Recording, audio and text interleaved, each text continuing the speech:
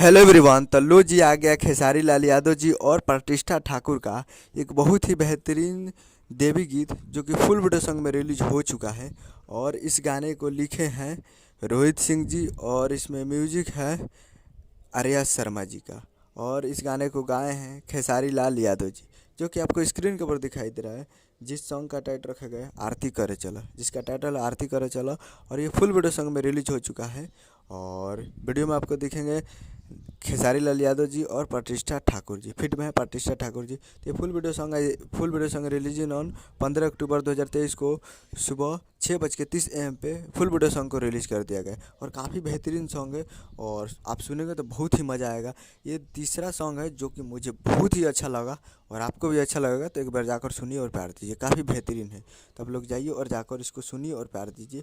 और जाइए Khesari music world present Bhojpuri YouTube channel पे फुल वीडियो सॉन्ग जाकर आप सुन सकते हैं। और काफ़ी बेहतरीन सॉन्ग है। तो जाइए और जाकर खेसारी म्यूजिक वर्ल्ड पे सुनिए और प्यार दीजिए। उम्मीद करूँगा वीडियो अच्छा लगा तो चैनल को सब्सक्राइब लगा पसंद ताकि किसी के स्टाइल यादव जी का लेटेस्ट मिल जाता है। वीडियो अच्छा लगा तो वीडियो को लाइक कीजिए। मिलते हैं अगले वीडियो में। जय हिंद, जय भोजपुरी।